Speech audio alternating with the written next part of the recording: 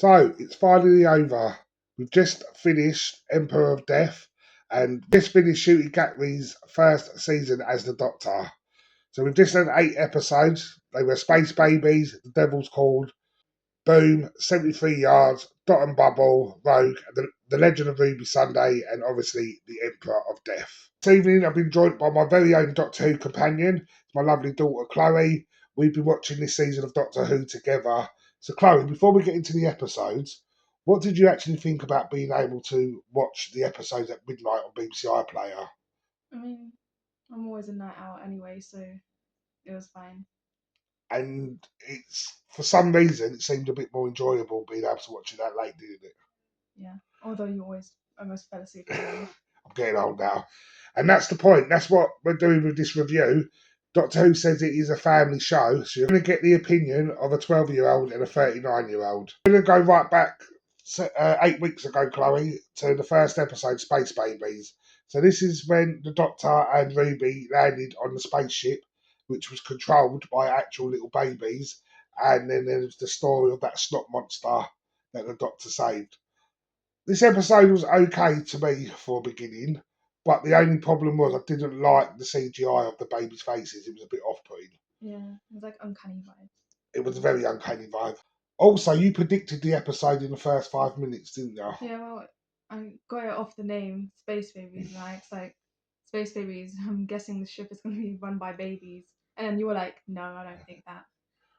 Being the first episode with a new Doctor, new companion, how did you think they did in the first episode? Uh, Did you like well, them from the start?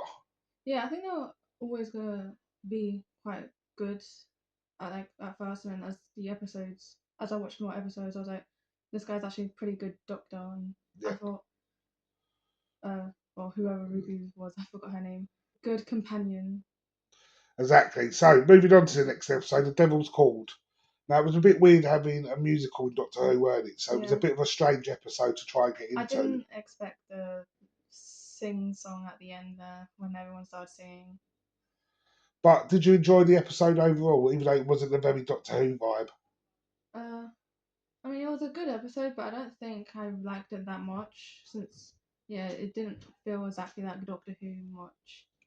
And then we got into Boom. Now, this is where you actually said this actually felt like Doctor Who, didn't you? Yeah, I liked Boom because Stephen Moffat actually like wrote the episode, Yeah. and he wrote like Matt Smith's episodes, and I liked Matt Smith as a Doctor. Okay, and the fact that it was pretty much the Doctor standing on a landmine was very tense. You enjoyed all that, didn't you? Yeah, it felt like Doctor Who. Okay. And then we moved on to 73 Yards.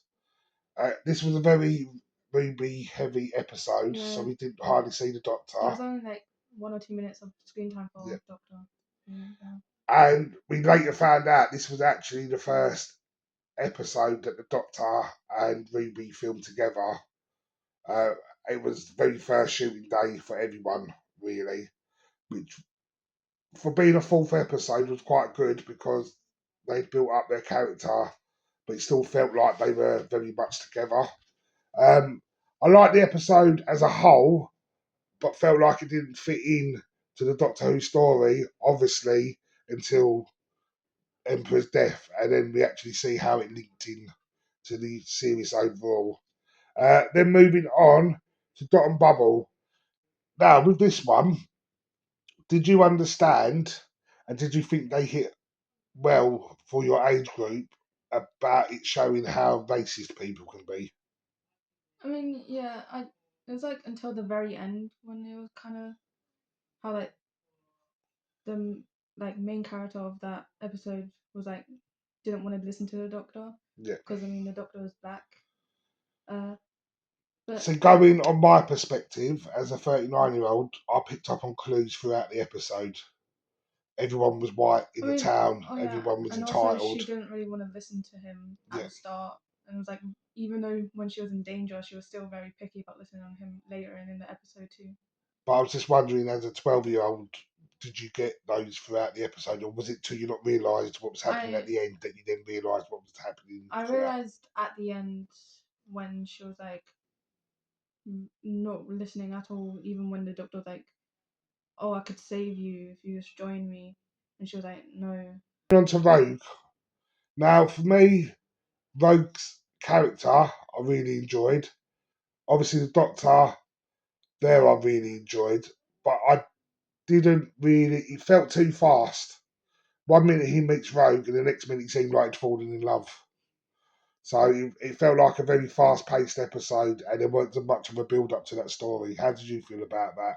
Um, as an episode in whole, I think it was a good episode, and like with the relationship between Rogue and the Doctor, I also think it was very fast because I mean, as soon as they met, they were like starting to flirt already, and then like the second time they met up, or whenever they were saving Ruby, they kissed already, and yeah, I also think it was really fast. But I mean, I didn't really mind it either.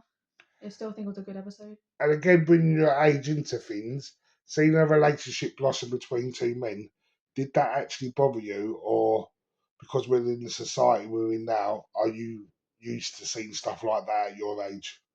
Mm, it didn't bother me at all much. I mean, like with you, you said Doctor Who isn't really like you don't really like seeing much like romance because it doesn't feel like Doctor Who. But me, I don't mind when there's like bits of romance in it. But yeah, I didn't mind seeing it. Also, do think it can be seen quite a lot Yeah. anyway. Okay, and then obviously last week we had the Legend of Ruby Sunday. Now this is the first time all season that when it got to the end of cliffhanger, you got, oh my god, I want to see that next week. What made you get that moment? I think it was the the God of Death, the thing that was C-Tech. attached. Yeah, the thing that was attached to the TARDIS. I thought that looked really cool, and I was like curious about what that was, and I was also curious about how long it was attached to the TARDIS, and I just wanted to see more of that. Okay, and then obviously this weekend we've had the Emperor of Death. To be honest, for me, for a final episode, I was a little bit underwhelmed, which means it didn't hit as hard for me because I felt, even though everyone was disintegrating, because we knew there's going to be season two and stuff, I knew from the start that the Doctor was going to save the day and everything was going to go back to normal. We've heard about this unit spin off, so we knew Kate wasn't going to die. We've heard that Ruby's character's going to be in a couple of episodes in season 15/season 2. So again, we knew she weren't going to die. What did you feel about the reveal of Ruby's mum, though? Because again, I said that was very underwhelming because it wasn't someone important. I mean, me personally, I don't really mind that I was an ordinary person, but I do think it would have been quite a cool thing if it was like something bigger, or maybe like a character we've seen before, or just something a bit more cool than just an ordinary woman. And yeah, so overall, it weren't a bad series, and it was quite a good debut for Shooty Gatwa. I think he's a brilliant Doctor. I know a lot of people have criticised that there was quite a lot of episodes where it wasn't the Doctor and Ruby together. But thinking about it today, this was actually filmed in 2022. We'd just come out of COVID, and obviously Shooty was still busy with filming for Sex Education. So I think there was a lot of restrictions in place in 2022 when it comes to filming TV shows still. So maybe a lot of scenes had to be filmed differently to how they expected it when they wrote it.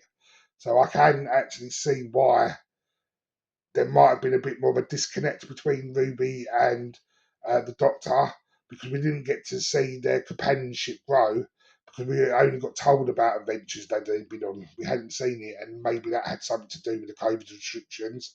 Again, it's a bit weird having a companion in for one season. Now we know that Ruby's back, but she's only back for 2 or 3 episodes next season.